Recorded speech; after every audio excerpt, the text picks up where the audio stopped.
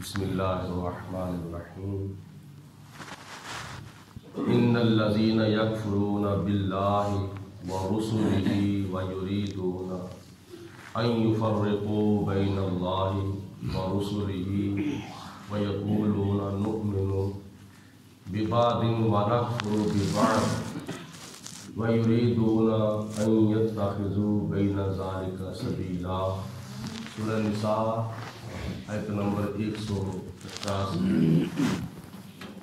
اللہ تعالیٰ نے ارشاد فرمایا بے شک جو لوگ ان الذین بے شک جو لوگ یکفرون باللہ اللہ تعالیٰ کا انکار کرتے ہیں ورسلہ اور اس کے رسولوں کا بھی انکار کرتے ہیں ویریدون ان یفرقوا بین اللہ ورسلہ اور وہ چاہتے ہیں کہ اللہ اور اس کے رسولوں کے درمیان فرق کیا جائے۔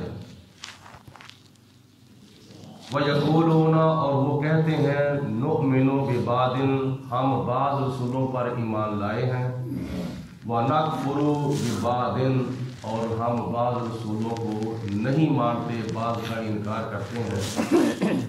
وَيُرِيدُونَ اور وہ یہ چاہتے ہیں ان یتخذوا بین ذالک سبیلا کہ ان دونوں کے درمیان کوئی راہ جو ہے وہ اختیار کی جائے، یعنی ایمان اور کفر کے درمیان کوئی راہ اختیار کی جائے۔ تو اللہ تعالیٰ ارشاد فرماتا ہے اولئک هم الکافرون حقا، یہ لوگ ہیں جو بڑے پکے کافر ہیں۔ وَآتَدْنَا اور ہم نے تیار کر رکھا ہے للکافرین ایسے کافروں کے واسطے عذابا مہینا ذلیل کرنے والا عذاب۔ آیت مبارکہ کا خلاصہ یہ ہے کہ جو لوگ اللہ کا بھی انکار کرتے ہیں، اللہ کے سارے رسولوں کا بھی انکار کرتے ہیں، اور وہ چاہتے یہ ہے کہ اللہ اور اس کے رسولوں کے درمیان فرق ڈال دیا جائے، اور پھر کہتے ہیں کہ بعض رسولوں کا ہم مانتے ہیں بعض کو نہیں مانتے، تو خدا فرماتا ہے ان کی ایک نیت یہ بھی ہے کہ ایمان اور کفر کے درمیان جو کوئی کیفیت ہے، کوئی راہ ہے، وہ اختیار کی جائے، یعنی نہ بندہ کافر رہے نہ بندہ مسلمان رہے، درمیان میں رہے۔ تو یہ ایسے لوگ حقیقت میں کافر ہیں اور یہ بڑے پکے کافر ہیں۔ حالانکہ لفظ حق کا معنی سچ بھی ہے، تو یہاں حق کا معنی سچ نہیں کیا جائے گا، اگر سچ کیا جائے گا تو معنی یہ بڑھے گا کہ یہ سچے کافر ہیں۔ تو کافر کیسے سچا ہو سکتا ہے؟ اولئک هم الکافرون حقا، یہ پکے کافر ہیں۔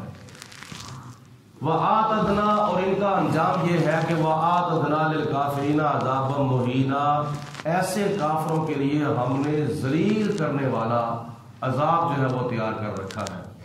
مفسرین کرام لکھتے ہیں کہ یہ آیت مبارکہ یہود و نصارہ کے متعلق اللہ تعالیٰ نے نازل فرمائی ہے، کیونکہ یہودی حضرت موسیٰ علیہ السلام کو تو مانتے ہیں، لیکن حضرت عیسیٰ علیہ السلام کو اور آخری نبی ہمارے پیارے رسول حضرت محمد مصطفیٰ صلی اللہ علیہ وسلم کو نہیں مانتے، اور عیسائی جو ہے وہ حضرت عیسیٰ علیہ السلام کو مانتے ہیں لیکن نبی کریم علیہ السلام کو نہیں مانتے، یعنی بعض رسولوں کو مانتے ہیں بعض رسولوں کو نہیں مانتے۔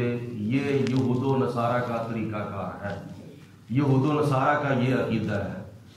مسلمان جو ہے نبی پاک علیہ السلام کا کلمہ پڑھنے والا، وہ اپنے پیارے نبی کو بھی مانتا ہے اور سارے نبیوں کو بھی مانتا ہے۔ 1,00,000 کئی ہزار نبیوں میں سے ایک نبی کا انکار کرنا بھی کفر ہے، اور 313 یا 314 یا 315 رسولوں میں سے ایک رسول کا انکار کرنا بھی کفر ہے۔ تو ہم سارے رسولوں کو مانتے ہیں، ہم سارے نبیوں کو مانتے ہیں، کلمہ ہم اپنے آخری نبی جناب حبیب کبریاء علیہ السلام کا پڑھتے ہیں۔ تو اللہ تعالیٰ فرماتا ہے کہ یہ لوگ فرق ڈالنا چاہتے ہیں اللہ اور اس کے رسولوں کے درمیان۔ فرق کا مطلب یہ ہے کہ اللہ کو تو کیا نام ہے مانتے ہیں، لیکن اللہ کے رسولوں کو نہیں مانتے. ماننے کے لحاظ سے اللہ اور اللہ کے رسولوں کے درمیان یہ فرق کرنا چاہتے ہیں. تو اللہ تبارک و تعالیٰ فرماتا ہے یہ لوگ جہنمی ہیں, یہ لوگ دوزخی ہیں, اور دوزخ میں جا کر بھی ذلیل ہوں گے, اور ایسا ذلیل ہوں گے کوئی خدا تعالیٰ ان کے اوپر ذلت کی انتہا کر دے گا. تو یہ ان کا نتیجہ اور یہ ان کا انجام ہے. اور ان لوگوں کے برعکس مسلمانوں کے بارے میں اللہ تعالیٰ نے کیا فرمایا؟ جو نبی پاک علیہ الصلوۃ والسلام کو اپنا آقا و مولا مانتے ہیں, ملجا و ماوا مانتے ہیں, اور سارے نبیوں کی نبوتوں کو, سارے رسولوں کی رسالتوں کو تسلیم کرتے ہیں, ان کے بارے میں خدا نے کیا فرمایا؟ والذین آمنوا باللہ, اور جو لوگ اللہ کو بھی مانتے ہیں, ورسلہ, اور اس کے سارے رسولوں کو بھی مانتے ہیں, ولم یفرقوا بین احد منہم, اور ان میں سے ماننے کے لحاظ سے کسی ایک کے درمیان بھی فرق نہیں ڈالتے. یعنی یہود و نصارہ کی طرح بعض کو مان لیا, بعض کا انکار کر دیا, وہ ایسا نہیں کرتے. سارے نبیوں کو مانتے ہیں, سارے رسولوں کو مانتے ہیں, ماننے کے لحاظ سے کسی ایک کے درمیان بھی فرق نہیں کرتے. اولئک سوف یؤتیہم اجورہم, اللہ فرماتا ہے یہ خوش نصیب وہ مسلمان ہیں جن کو اللہ تبارک و تعالیٰ ان قریب ان کا اجر عطا فرمائے گا, ان کا ثواب, ان کا انعام عطا فرمائے گا. وَقَانَ اللَّهُ غَفُورٌ رَحِيمًا, اور اللہ تبارک و تعالیٰ بے حد بخشنے والا بھی ہے اور بے حد رحم کرنے والا بھی ہے. ہم اللہ کو اور اللہ کے رسولوں کو ماننے کے لحاظ سے فرق نہیں ان کے درمیان ڈالتے. اللہ کو بھی مانتے ہیں, اللہ کے رسولوں کو بھی مانتے ہیں. یعنی ہم اللہ تعالیٰ کی ذات کو اور اللہ تعالیٰ کی تمام صفات کو مانتے ہیں, احد کی احدیت کو, رزاق کی رزاقیت کو, خالق کی خالقیت کو, رب کی ربوبیت کو, اور نبیوں کی نبوت کو, اور اپنے آقا کی ختم نبوت کو, رسولوں کی رسالت کو, اور ہم نے اپنے آقا کی ختم رسالت کو, صحابہ کی صحابیت کو, تابعین کی تابعیت کو, ولیوں کی ولایت کو, شہیدوں کی شہادت کو, غوثوں کی غوثیت کو, کتبوں کی کتبیت کو, ابدالوں کی ابدالیت کو مانتے ہیں. ہمارا ویر یا بیر کسی کے ساتھ بھی نہیں, ہمارا پیار خدا کے تمام پیاروں کے ساتھ ہے. یہ ہمارا عقیدہ اور ہمارا نظریہ ہے. رب العالمین کی ذات بابرکات نے تو ہمیں بڑا صاف ستھرا پاکیزہ عقیدہ عطا فرمایا ہے, وہ عقیدہ جو صحابہ کرام کا عقیدہ ہے. اور صحابہ کرام کے سردار حضرت سیدنا ابو بکر صدیق رضی اللہ تعالی عنہ نے ماننے کے لحاظ سے فرق نہیں ڈالا.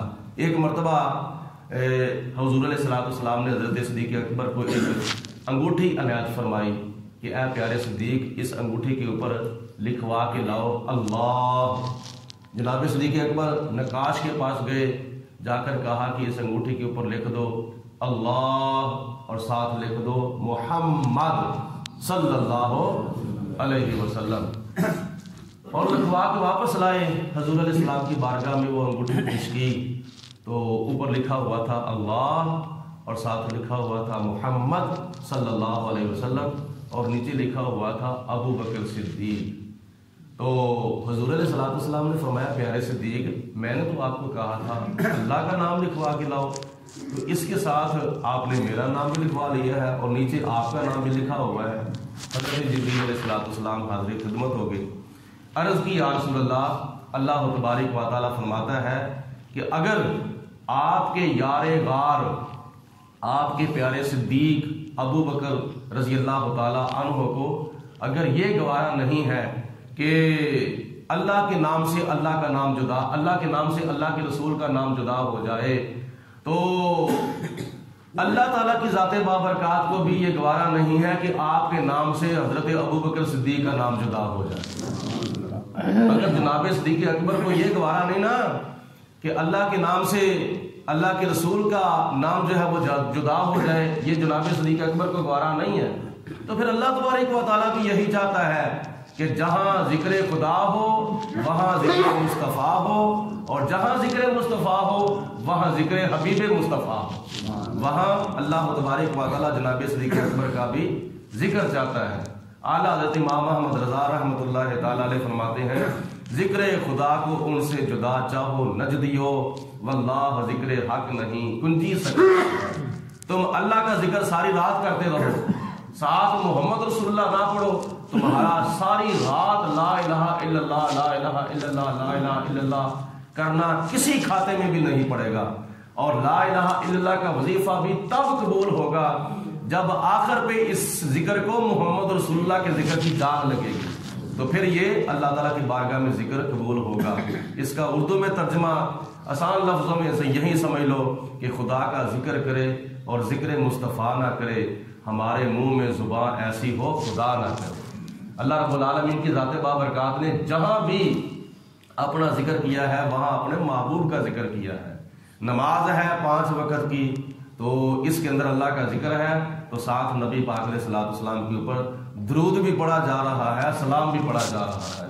التحیات للہ والصلوات والطیبات، یہ اللہ کا ذکر ہے۔ السلام علیکہ ایھا النبی ورحمۃ اللہ وبرکاتہ، یہ نبی پاک علیہ الصلوۃ والسلام کا ذکر خیر ہے۔ رب العالمین کی ذات بابرکات ہم سب کو عمل کرنے کی توفیق عطا فرمائے۔ وآخر دعوانا